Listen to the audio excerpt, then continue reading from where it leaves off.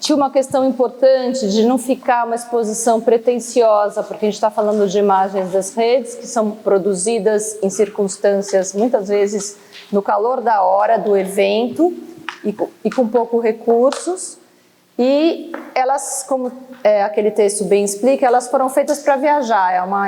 É uma expressão da Rita Stewart, que eu gosto muito, porque é exatamente isso. São imagens que foram feitas para download e upload rapidamente, para circular de uma forma que ela possa ter deslocamentos a partir dos usos dos algoritmos, que são as legendas.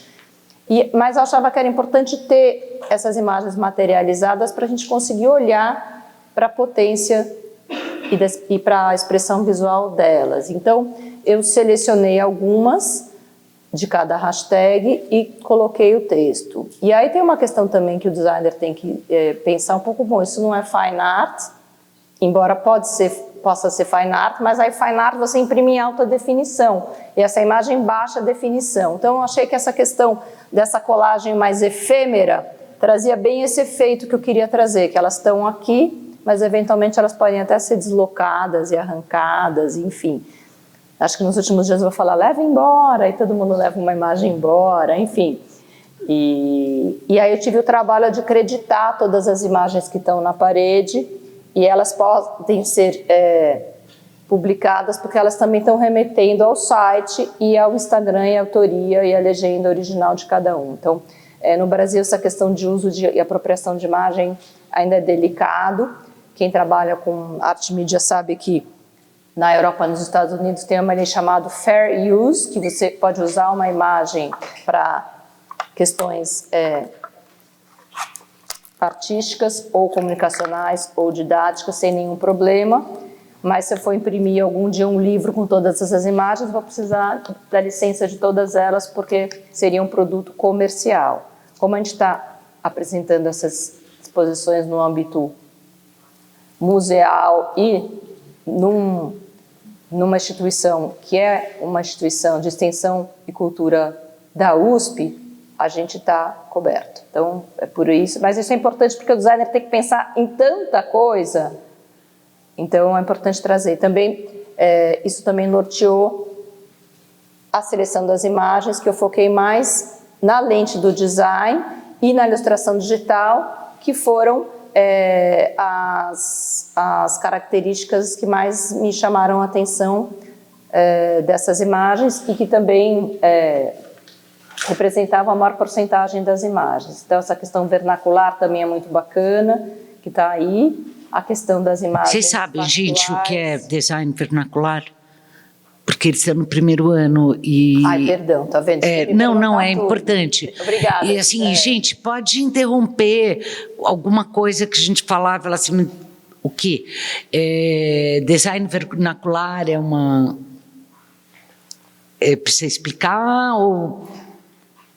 Design vernacular é um design que representa uma produção popular de um local, de uma determinada cultura.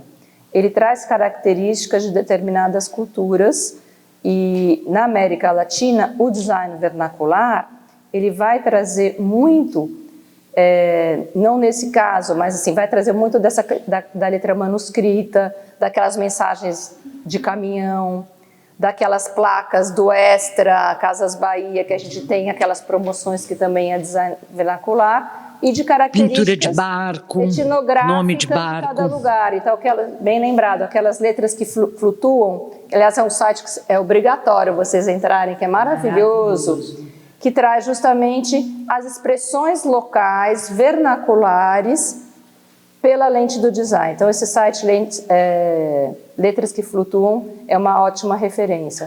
E a Priscila Farias, que vai ser professora de vocês, se é que já não é, tem um artigo muito legal que ela vai falar um pouco da escrita vernacular e ela vai comparar o termo vernacular no entendimento da América Latina e no entendimento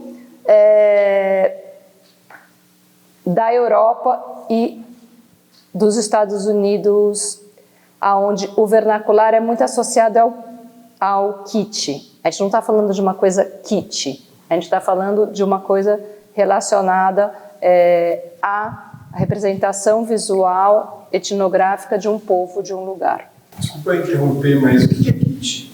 Kit? Eu ouvi isso numa palestra esses dias e eu não sabia o que era, eu vou aproveitar a oportunidade para perguntar. É uma categoria assim, para mau gosto.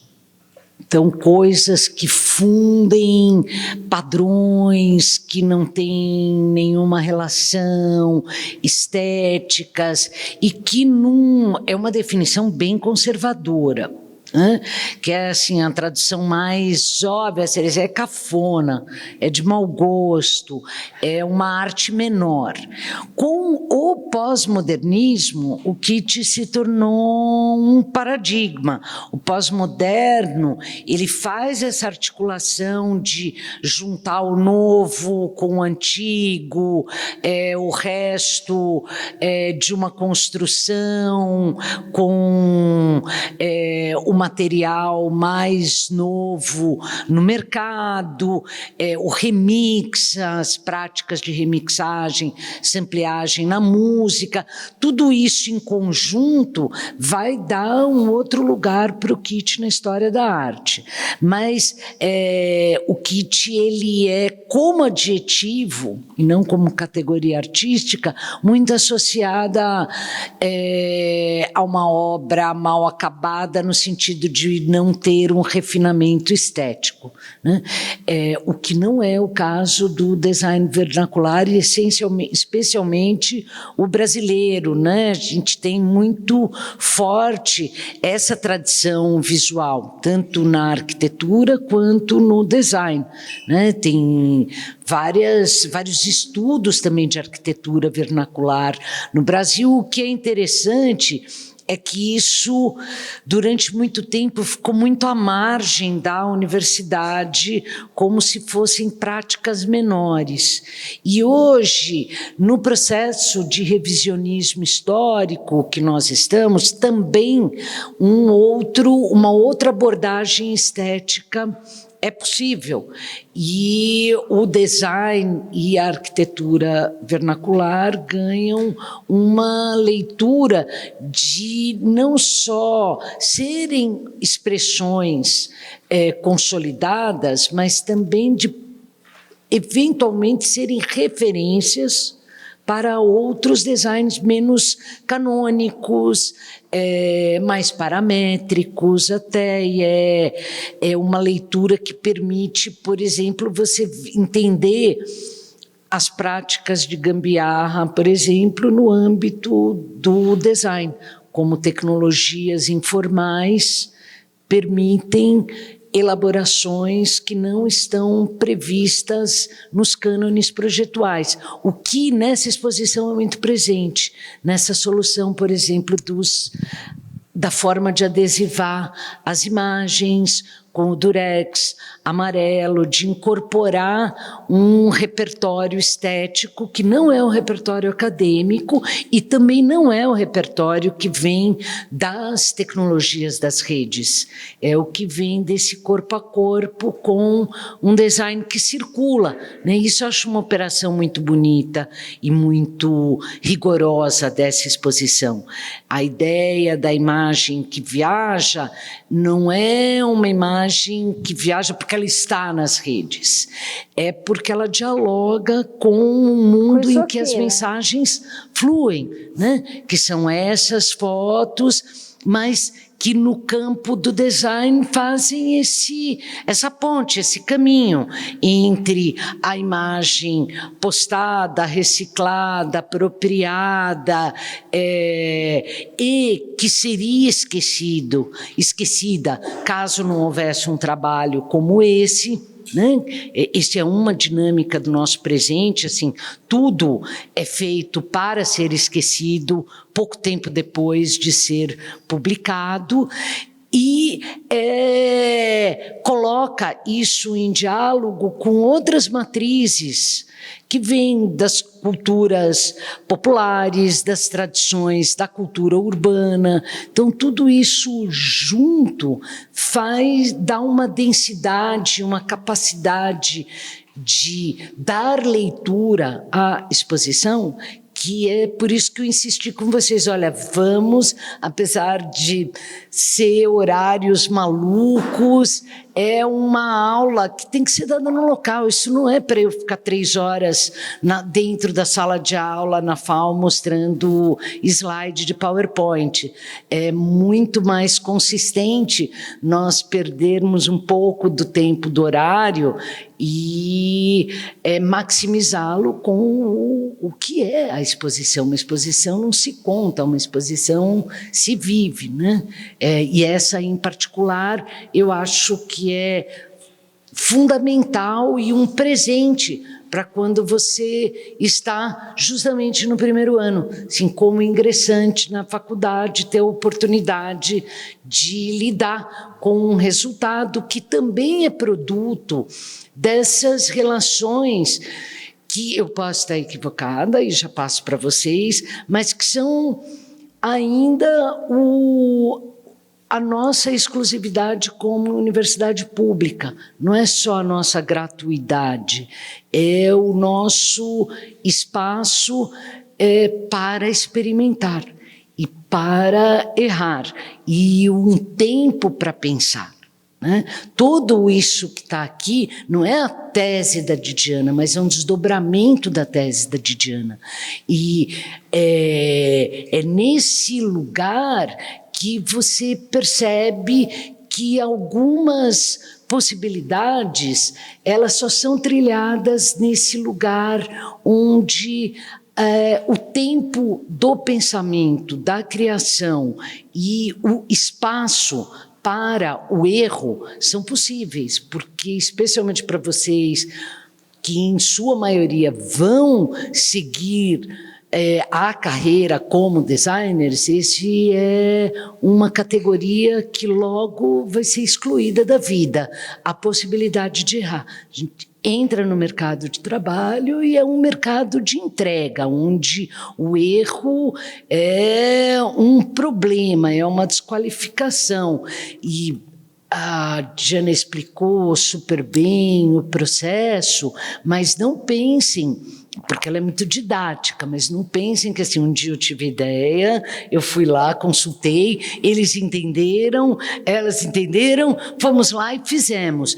A quantidade de idas e vindas ao longo desses 4 anos é fundamental para o sucesso das coisas, né? A consistência, o rigor, a maneira como desde o durex amarelo até a bandeira, até a parede, tudo isso em conjunto cria linguagem, é fruto também de uma doação de tempo que nós temos a condição de nos dar nesse momento enquanto nós estamos aqui nesse lugar, né? Esse lugar da universidade pública, e eu acho que aqui a coisa ela se esclarece. Então é muito bonito ver isso também voltando para dentro da universidade, não numa forma canônica, acadêmica, vou lá, aqui está a minha tese e ela virou livro. Não, ela virou uma exposição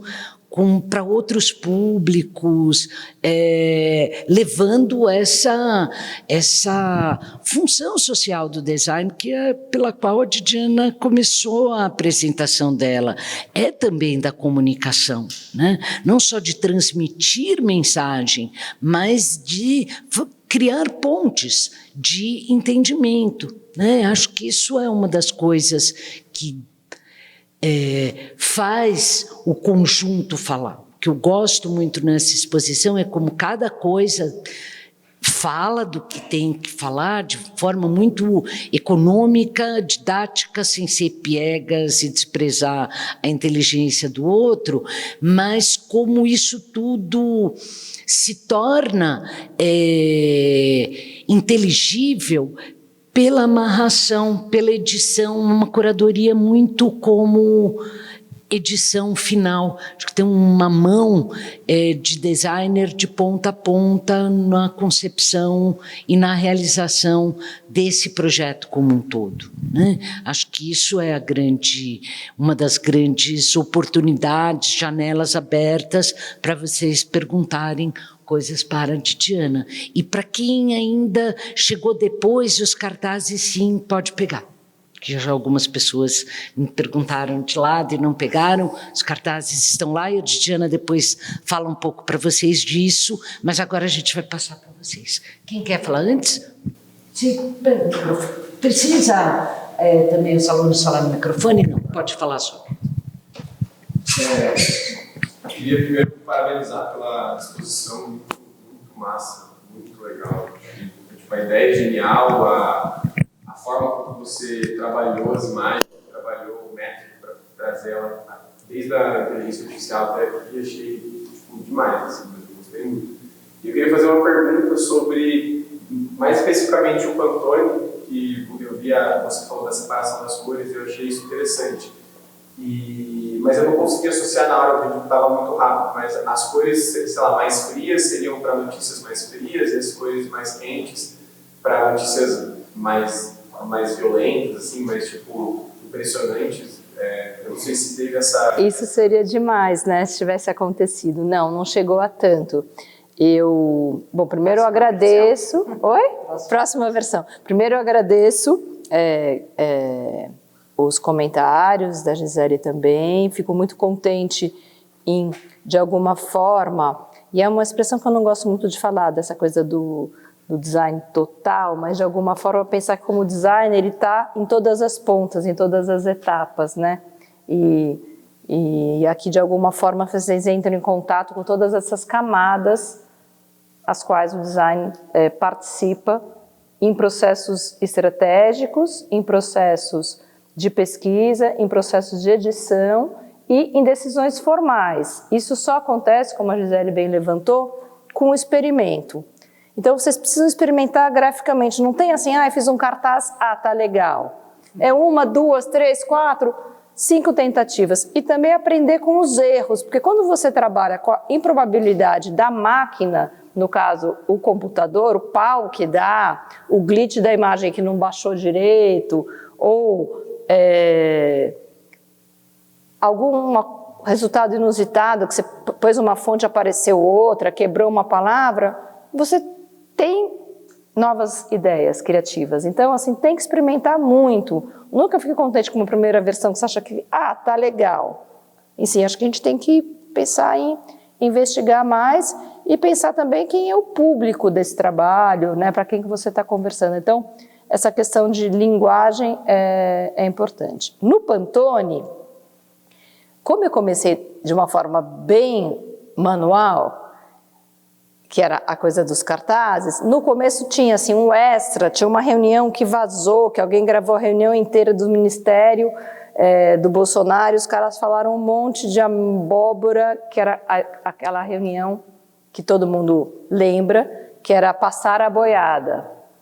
Aí eu fiz um extra amarelo e vermelho, escrito extra, porque eu estava dando de alguma forma, usando das estratégias de design, como aquele cartaz Tudo é Político, de uma linguagem, para chamar extra, vamos, olha só a merda que foi jogada no ventilador, e eu podia editar as cores. Quando eu entendi que eu também, chegou uma hora, eu já não aguentava mais ficar 2h30 por dia, que é o que eu ficava durante 1 mês e meio, selecionando as imagens e pondo nos fundinhos cor, eu falei, não, eu vou otimizar isso, usei a mesma estrutura do front-end do outro calendário, porque eles estão em diálogo, você pode inclusive ver no mesmo dia as imagens e clicar no Pantone Político e ver as notícias, e aí precisava de uma escala Pantone, mas aí não tinha essa correlação com a cor, eu peguei a escala Pantone e foi indo, e para justamente trazer um pouco de belezura, então eu gosto dessa coisa meio desconcertante, que você olha e fala, ai, que legal, essas cores, degradê,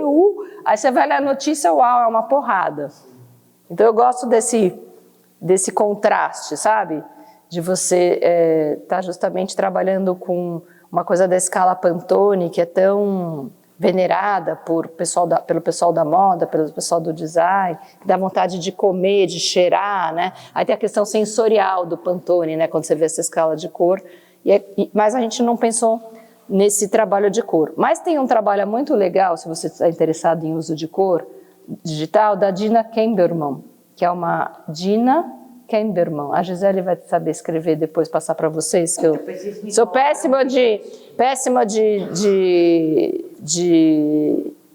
soletrar esse Kemberman dela, que ela faz isso com imagens das redes em vários lugares do mundo. Então, se a pessoa está numa localização geográfica que está chovendo ou a temperatura está baixa, o filtro que ela coloca da imagem recebe uma cor mais cinza, mais fria. E se você está num Brasilzão, igual a gente estava vivendo aquele calorão aqui em São Paulo, né? Ai, gente, que prazer dar aula assim, ficar me babando, assim, eu tô acreditando, assim. Pôr meia, sapato fechado, né? Tudo de bom. Aí, as imagens eram mais quentes, então ela traz um pouco essa temperatura no qual aquela ação aconteceu. Então, esse trabalho dela é legal, se você se interessar. Por isso, agora, como ela faz, eu não tenho ideia. Então, eu não lembro. Dina Kemberman, tem um trabalho dela que é bem conhecido, que chama I'm a Google. Ela também trabalha com imagens apropriadas do Google, e tem esse outro trabalho que também é legal, mas que usa justamente a cor com esse critério que você está trazendo, que seria genial, né? Mas aí também eu ia fazer um juízo de valor que eu não queria fazer, porque tudo era sobre pandemia. Tudo era, tinha um papel importante de dizer, isso é notícias de verdade, né? Em relação à vacina, em relação ao negacionismo do então presidente, em relação a tudo. Então, tudo era pandemia, né?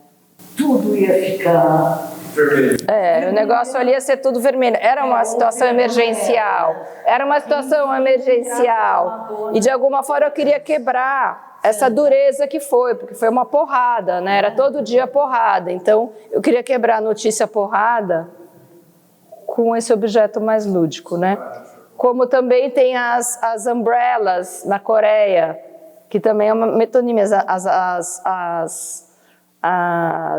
o uso dos guarda-chuvas nas passeatas, né? Eles usavam os guarda-chuvas e ficou, né, conhecido como... Eu esqueci a hashtag que eles usam. Mas eu falo disso da tese, que é muito legal, dessa coisa das umbrellas que são usadas e que também era um objeto que eles tomaram emprestado. Por quê? Porque na Coreia tem muito controle, então eles não queriam que nenhum drone, que ninguém visse que os estudantes estivessem digitando. E a Umbrella escondia a ação dos grupos, falando, agora estamos aqui, agora estamos ali. Então era um jeito de ninguém pegar. Então eles descobriram isso e virou um ícone, né? Então você olha e fala, que legal essas Umbrellas, mas tinha uma estratégia de guerrilha, de rua, que é muito legal.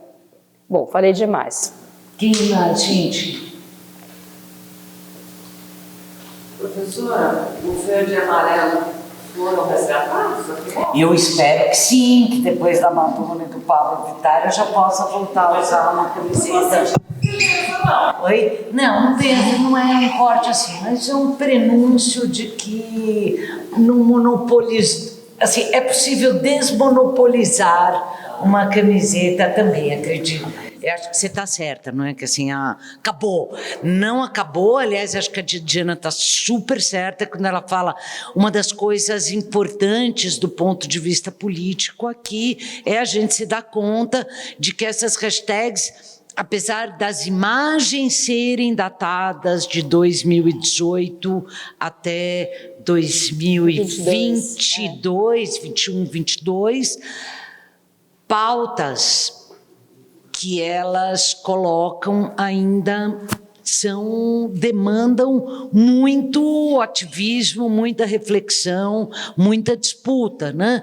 Da questão ambiental, as questões, né, de racismo, tudo isso, e do autoritarismo, né? A gente acabou de ter uma aula sobre 8 de janeiro, assim, não é assim, não acabou, mas a gente tem que estar ali fazendo a força. Eu tenho uma coisa que veio um pouco da pergunta, dessa relação da cor e de não interferir com a subjetividade, alguém testou ou pelo menos assistiu o anúncio do ChatGPT Omni, o 4O? O novo, o Omni, Ômigo, eu não lembro muito bem, é Ômega, não sei,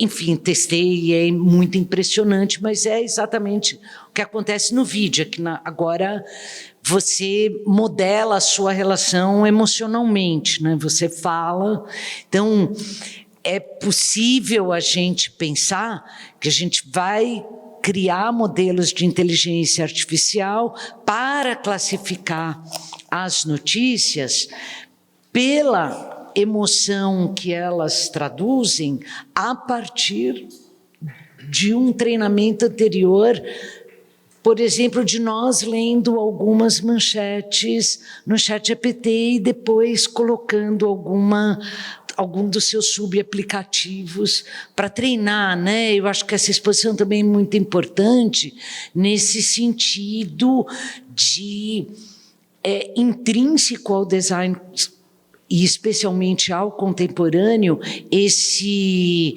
embate com o dispositivo tecnológico e compreender o que pode tirar dele. Né? Já falei isso algumas vezes em sala de aula, assim, não acho que no futuro todos terão que ser programadores, mas nós temos que ter um letramento digital, até porque determinadas práticas nos atravessam, ou nós vamos ser, como o Flusser dizia, eternos funcionários dos equipamentos. Nós vamos fazer o que eles quiserem que nós desempenhemos. Acho que essa relação é mais criativa e se não testaram, testem. Hoje, chegando em casa, entrem no OpenAI, no ChatGPT e deem uma testada. É uma coisa muito impressionante essa relação emocional, não só de comando de voz. É gratuita essa versão? Por enquanto, sim. Por enquanto, nunca se sabe, né? Sim. Mas, por enquanto, sim. Tinha alguém com a mão levantada. Não tinha ali? Ai, gente, aproveitem a perguntar. Vai lá, calma. Monopoliza enquanto ninguém solta o verbo. Ainda falando sobre as coisas, assim, sobre acho que todo o apelo visual que a exposição tem, você falou também das bandeiras para diminuir o pé direito e manter o foco dos olhares, eu acho, da atenção e dos pensamentos só para a altura em que as obras estão colocadas. Isso também foi muito legal, jogada muito de mestre. Mas eu queria saber, uma pergunta talvez aleatória, não sei, mas o amarelo foi uma escolha proposital, foi pensado? Então, eu sou meio suspeita porque eu acho que o amarelo no design ele funciona muito bem, mas eu não queria usar um tom vermelho, porque o vermelho tem uma conotação de esquerda e eu não queria trazer essa conotação partido, né? De partido, política, etc. e tal. E o amarelo, de alguma forma, ele é usado para a cor é usada no sentido de você ficar atento a alguma coisa. Então, acho que é uma cor que funciona bem. E é uma cor que aí tem uma questão de produção gráfica, que é importante vocês sempre se ligarem, que eu ia conseguir um tom muito próximo da tinta para o papel, porque tem algumas cores que é tipo impossível você ter exatamente o mesmo tom. Então eu tinha essa preocupação. Eu queria uma cor que o texto pudesse ficar em preto e não tivesse que vazar em branco, então acho que o amarelo é meio por aí. Mas assim, todas as minhas apresentações como professora acaba tendo fundo amarelo e preto, é uma cor que eu já uso há muito tempo. E também tem essa coisa meio vibrante, né, do extra, tal, que eu acho que eu queria trazer para a exposição sem trazer a cor do vermelho, assim. Acho que ela acomodou bem, né, o amarelo. Mas fizemos teste da parede, aí eu fiz o teste da parede, essa cor tá ótima, aprovei, comprei 2 latinhas pequenas, vim aqui com o Arthur, pintamos, essa cor tá ótima. Aí chegou o print da gráfica, aí eu trouxe aqui no dia seguinte, aí pus lado a lado, ela falou, cara, não tem nada a ver. Então você também tem que fazer um pouco essa correlação, e que cada mídia vai ter uma cor. O amarelo na bandeira também é um outro amarelo, porque está impresso em tecido, em sublimação. É uma outra técnica. Então, cada mídia vai ter um tom de amarelo que vai puxar um pouco para cá e para lá. E aqui, já vou contar para vocês que muita gente me perguntou. Não, a lambe-lambe, é porque a ideia era assim, vamos fazer tudo lambe-lambe porque a gente não tem dinheiro. Depois eu fiquei pensando, puxa, mas colar tudo no lambe-lambe, tenho medo de ficar todo meio marcado. Aí a gente começou por aqui, o projeto das fitas já iam acontecer. Aí a gente experimentou e ficou. Então o que é legal aqui é que essa coisa do high-tech no low-tech, que eu acho que é falar de visão computacional, que realmente da época da exposição até agora evoluiu demais, vide a experiência chat GPT com imagens, mas de uma forma que fique clara, mas essa cor, essas imagens são as imagens interpretadas pelo computador, e ele tem 2 defaults, verde e amarelo, só que é um software que não foi feito pelo Brasil, esse MMD Critic, é um software criado por um coletivo de pesquisadores do MIT, que eu tinha essa dificuldade de trabalhar que eu sou muito visual com computador, que a acurácia sempre é numérica. Aí você fala, o computador acertou 35%, 80%, mas onde ele errou? Aí eu falei, não é possível que não tenha um software que eu consiga ver, um aplicativo, qual é o erro? Aí a gente ficou lá procurando nas bibliotecas Python, que é o local onde você tem as bibliotecas de programação, e aí tinha esse software MMD Critic, que justamente dá visualidade às imagens críticas, que são as imagens do lado direito. E aí ele tem 2 defaults, imagens verde e amarelas, que a gente está coincidentemente no Brasil, mas não tem nenhum tom político ou nacionalista, ou rosa e azul, mas o rosa azul aparecia menos o contraste, e vibrava demais o rosa e o azul. Aí eu optei pelo verde e amarelo. Então essas imagens são print screen da tela do Gustavo, que é o cientista de dados que trabalhou comigo, e também por isso que propositalmente elas estão pequenininhas, porque não tinha muita resolução. Mas mesmo assim é uma baita resolução, e se você pensar que isso não é a própria imagem, é a leitura da imagem, então isso é a imagem desenhada pela inteligência artificial. Mas claro que ela não ia conseguir... Tipo, a interpretação da inteligência... Isso. E aí, no lado direito, são as imagens que eles consideraram críticas, justamente porque tem uma multiplicidade de linguagens que eles não conseguem definir especificamente. É só ilustração digital? É só ilustração manual? Porque tem colagem, tem sobreposição de várias linguagens. Que eram as mesmas dúvidas que eu. Então, no fundo, foi interessante, porque eu ficava torcendo para eles ficarem inteligentes, meus filhotes, meus rotulizadores, mas realmente tem um limite, né? E o olho humano no treinamento é fundamental para conseguir ter a melhor acurácia, né? Que a palavra é o termo que se usa entre os cientistas de dados, para dizer o quanto que o computador, de fato, acertou a acuidade visual daquela imagem. Ninguém mais tem dúvida, a gente comentaria isso, vai. Eu achei muito interessante nessa produção é que ela mostra muito como a nossa relação com a nossa memória está mudando muito atualmente.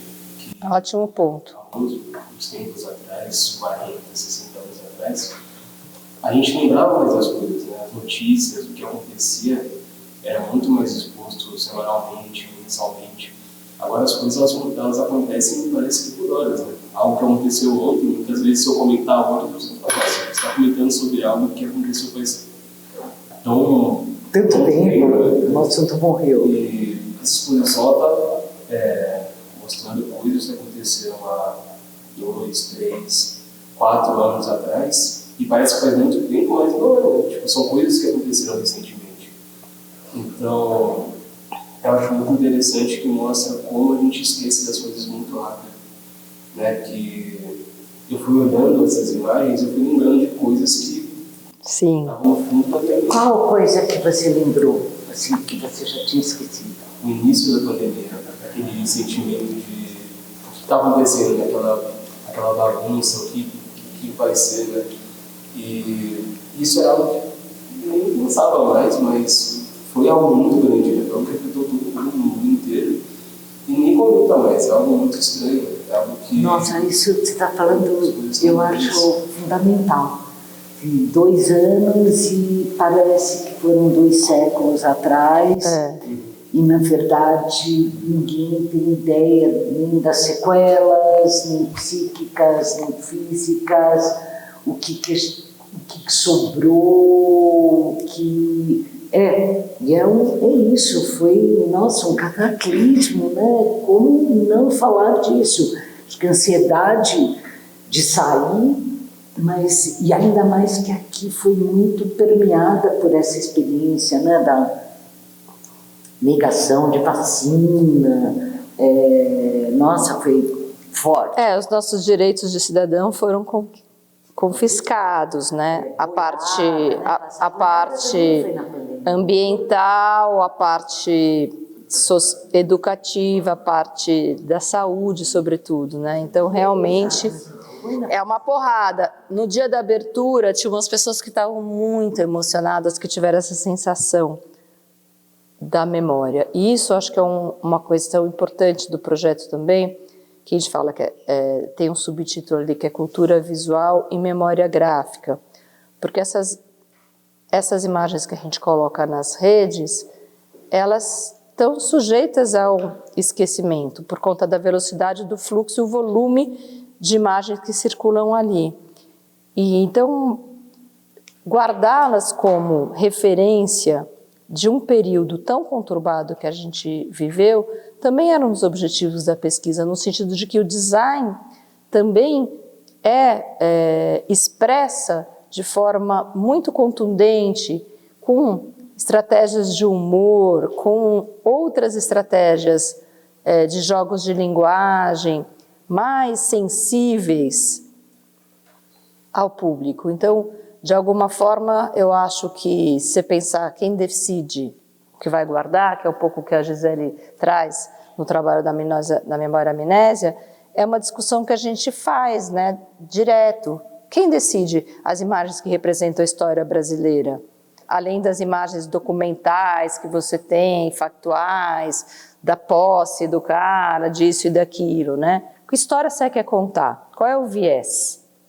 E aqui a gente está falando de uma narrativa que muito provavelmente, em termos políticos, jamais teria sido arquivada como uma narrativa de uma gestão de 4 anos, que foram anos muito, muito fortes, que pareceram justamente 2 eras, 2 séculos, por conta da pandemia, né? Então, realmente, quando eu comecei o trabalho, não tinha pandemia.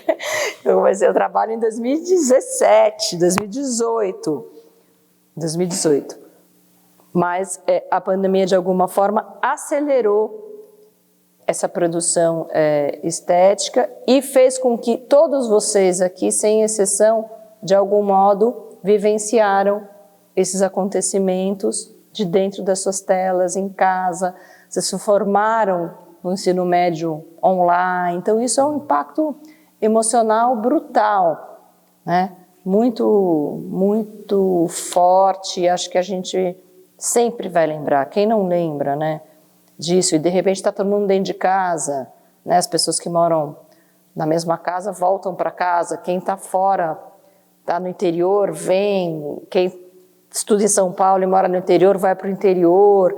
E aí tem esses deslocamentos também que, de alguma forma, estava todo mundo no mesmo lugar, né? Que o ponto de encontro era o online. Além dessa coisa da experiência das famílias se congregarem, às vezes até por uma questão de necessidade, não que, né, dá muito certo. Eu fiz a quarentena com 5 pessoas em casa e realmente era puxado, né? 5 pessoas morando junto e, enfim, todo mundo sofreu aí também essa questão do convívio, né, físico entre as mesmas pessoas diariamente, 24 horas por dia, enfim. Mas é isso, bem observado, porque te toca mesmo, né? A gente lembra um pouco dos sentimentos que a gente tinha nesses períodos. Não precisa ser, pode ser dúvida, você não fala. Primeiro, eu queria te parabenizar pela exposição, que ficou muito legal, também gostei muito. E eu ia ir um pouco na linha do Henrique, né? Que eu lembro que, pelo menos eu, na época que deu toda essa questão do Bolsonaro ser eleito, os múltiplos direitos humanos feridos, né? Eu estava muito online e eu lembro exatamente de várias imagens ali. Então foi muito vivo rever isso e rever o quão grave foi, né? Não sei se é um pouco daquele efeito de você viver algo muito traumatizante que seu cérebro dá uma esquecida, né? Quando você fica muito movido por aquilo, mas nossa, vendo agora, principalmente ali no calendário, você vê o quão grave, toda semana era uma bomba, né? Todo dia era uma bomba, né? É uma intensidade. O movimento geral, assim, das redes era assim, você só esperava uma bomba, uma fala horrenda, assim, e com isso vinham muitas como eu posso dizer, muitas artes, muitas produções, né? Então sempre vinha também essa produção espontânea das pessoas que queriam gritar em algum lugar e às vezes achavam o design, as artes, então é interessante ver isso, né? É interessante ver o quanto que realmente o tempo passou, isso foi correndo no esquecimento, né? Mas ver que era muito grave, justamente talvez por essa gravidade, as pessoas faziam todas essas manifestações, né? Que é muito interessante. Mas achei legal também que você delineou muito essa questão. Realmente, que a gente até deu uma esquecida, né? Da gravidade que foi, também a questão da pandemia, as notícias. Então, mais um comentário dele. Não, e Obrigada. muito lindo, né? Essa estratégia de contar a história do Brasil pelo design, todos os designs possíveis num determinado momento, né? Eu acho que isso também aproxima muito essa exposição. As pessoas, elas entram aqui, elas se sentem bem, elas se reconhecem, né? Mesmo... É porque a gente pertence, né? A gente pertence a esse período, a gente viveu isso, né? Dá uma sensação de pertencimento, né? E às vezes tem exposições que a gente vai, foi um período que a gente não viveu, ou algo que não diz respeito à nossa realidade, mas eu acho que essa realidade aqui toca todos os brasileiros, né?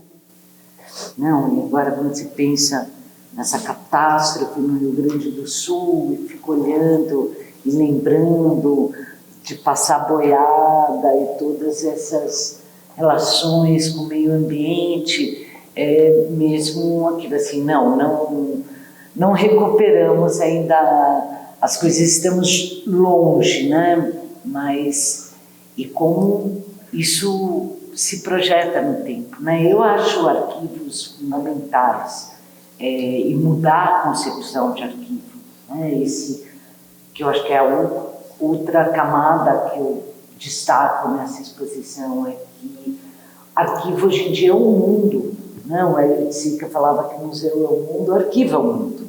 Hoje em dia, os arquivos, eles estão distribuídos e uma das nossas funções é qualificar filtros diversos que possam criar camadas de inteligibilidade, especialmente do nosso passado recente, né? Porque eu concordo plenamente com vocês que aconteceu ontem, eu já tenho uma escala de tempo que parece muito remota, né? Mas eu enfatizo muito vocês realmente tomarem essa experiência de visita como o que é um pensamento dentro do campo do design, como ele se articula, como ele se organiza, como ele produz linguagem, né, a partir de outras estéticas, e aquilo que para nós, no contexto brasileiro, eu penso que é fundamental, e por isso nós discutimos tanto uma obra que nem brasileira mas que é muito paradigmática desse processo, que é o gabinete do Dr. Caligari, né, onde a presença do design também é muito forte, mas esse paradigma de como é que você opera dentro da precariedade, não para reproduzir o precário, mas para criar linguagens possíveis, né? E acho que aqui, do ambiente até a fita amarela, adesiva, o tipo de impressão, o porte, a escala das coisas, lida muito com essa prerrogativa, porque é um pouco um senso comum nosso, que eu não sei de onde, exatamente de onde que nós importamos, assim, não dá para fazer, porque eu não tenho as condições ideais para fazer. Mas alguma vez vocês já tiveram, assim, num país como esse, isso não é um argumento para deixar de fazer, para deixar de interferir, para problematizar as coisas. Isso é um pouco algo que circula com muita força nesse discurso que se cria aqui dentro do espaço expositivo. E a compreensão também que uma exposição, ela nunca é só aquilo que está exposto.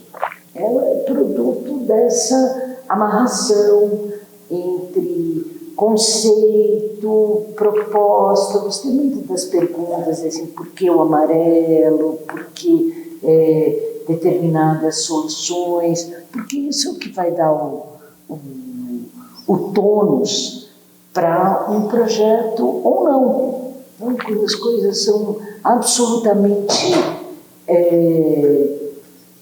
pouco atentas ao fato de que, uma vez terminado, isso será entregue ao público, em geral elas não dão certo.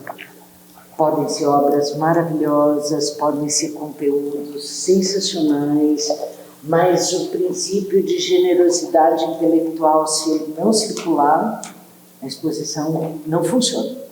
Eu queria aproveitar esse gancho para falar dos cartazes, que eu fiz muita questão e gastei uma grana do budget, que já era minúsculo da exposição, imprimindo esses cartazes, porque eu achava que era importante que a gente trouxesse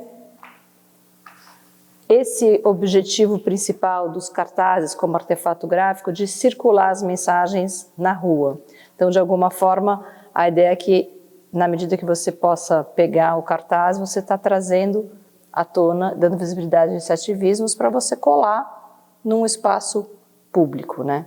Ou na sua casa, as pessoas vão ver, mas onde vocês quiserem. Mas até tinha pensado, aproveitando, já vou fazer uma propaganda, que na sexta-feira vai ter uma oficina intensivão aqui, e aí a gente até tinha pensado em fazer também uma questão de trazer esses lambes para as ruas, mas acho que não vai dar tempo, mas de todo modo estão todos convidados, e a oficina ela vai trabalhar outros temas, sobretudo a mudança climática, porque eu acho que é uma hashtag que agora precisa ser trabalhada.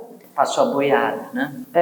E sobretudo com esses contrastes do que está acontecendo no sul e aqui, né, no Rio Grande do Sul, e aqui esse calor e esse ar seco, desértico, e outras questões relacionadas a isso. A gente também vai trabalhar a questão da democracia ameaçada, que a gente continua vivendo, a questão da inteligência artificial, e o quarto eixo, eu não estou me lembrando agora, mas enfim, vão ser 4 pontos.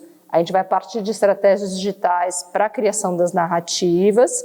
Vai ser uma técnica livre. Quem tiver, puder trazer, acho legal, mas também é para trazer recorte, papel, coisas que vocês queiram trabalhar. Então, também essa questão do analógico eu gosto muito, da gente experimentar, recortar, colagem, etc. A gente vai poder usar a impressora do Maria Antônia para PB. Então, se a gente quiser trabalhar com algumas imagens, a gente pode imprimir e baixar, mas a rede aqui não é toda essa coisa. Então, quem puder já pensar nas imagens, estão todos convidados. Se vocês entrarem no site da Maria Antônia, vai estar lá, encerrado, mas é só colar e vir, que aí eu... Que horas a que horas? A partir das 9 às 5h30. Com 1h30 de almoço. Pegar um metrô e aí a gente vai dar certificado, então mesmo que vocês não estejam inscritos no site, eu já conversei com a organização, porque eu sabia que a gente ia ter esse encontro hoje, talvez alguns de vocês se interessem pela oficina. Venha, só colar, tá? Quinta-feira? Sexta, depois de amanhã. Sexta no Maria Antônia. 9 horas às 5h30. grátis, ainda fica com certificado, vai aprender um monte de coisas como a de Diana na prática. Eu recomendo mesmo, e ainda nem tem dramas de eu tenho aula na USP, tenho aula na USP às 7, pega o metrô aqui, 10 tá na... É só chegar na estação Butantã e pegar o circular. Vale, como vocês já viram, vale, vai sair coisa daqui. Gente, nós, como vocês sabem, eu queria primeiro, deveria ter falado isso no começo, agradecer à equipe dos profissionais aqui do Centro Maria Antônia, que nos abriu um horário extraordinário e o que implicou pessoas que trabalham aqui estarem em horários fora do seu horário do expediente. Para nós é muito importante essas visitas. Isso é um complicódromo do curso de design, não é culpa de vocês, é culpa dessa província em que nós vivemos, em que os museus fecham às 6 horas da tarde, os centros culturais.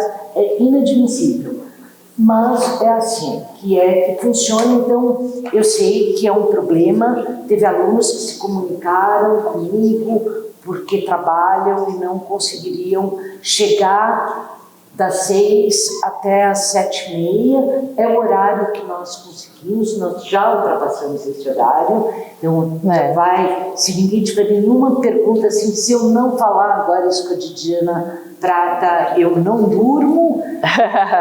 Vamos primeiro agradecer a Didiana Prata pela super aula, ao Maria Antônia especialmente, aos funcionários da Maria Antônia que estão aqui conosco até agora e, enfim, esperar que consigamos até o final do semestre fazer outras visitas em instituições que tenham essa generosidade de empurrar um pouco o horário para frente, para que a gente possa vivenciar e não ficar olhando o PowerPoint dentro da sala de aula, né?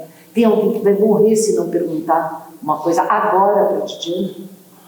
Vai ser aqui a oficina da manhã? Boa. Na sexta? Sim, vai ser no outro prédio. A gente vai juntar o mesão, a gente vai, na hora do almoço vai dar um pulo aqui, antes do almoço, mas a gente vai estar no esquema, vou apresentar alguns slides, alguns artistas que eu até comentei com você vão estar expostos para também mostrar para vocês a miríade de possibilidades de uso dessas estratégias digitais pela lente do design. Então eu vou mostrar vários trabalhos, vou mostrar uma galeria de cartazes ativistas com uma retrospectiva histórica, que eu acho que é legal a gente entender também como as práticas, desde Manovitch, lá da Revolução Russa...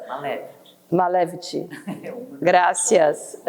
Manovitch é o outro, que também vai ser, que são as práticas digitais. Então, desde as colagens e do uso de apropriação do Malevich lá atrás, em 2014, aliás, 1914, até agora. Bom, eu queria só complementar para finalizar que é sempre uma alegria falar com estudantes, sobretudo de design, porque eu acho que a gente tem que ter uma injeção de ânimo em relação à nossa profissão, sobretudo da potência que o design tem como vetor de transformação social. Então eu acho que está muito claro aqui que a gente tem que trabalhar em micropolíticas, não adianta você querer fazer uma coisa muito grande. E aí, essa questão das redes, você falando aos poucos com alguns grupos, essas vozes coletivas, elas vão crescendo. Então, é um trabalho coletivo.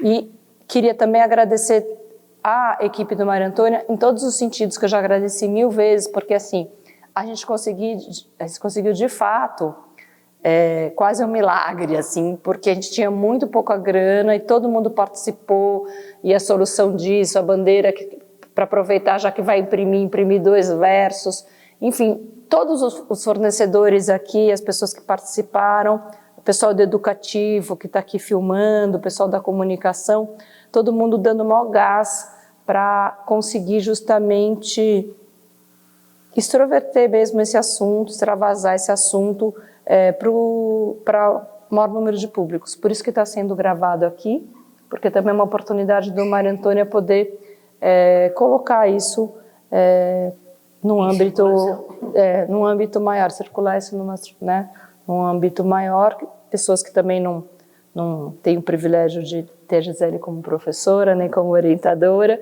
mas que possam beber dessa nossa conversa. Então, eu queria agradecer demais e muito obrigada.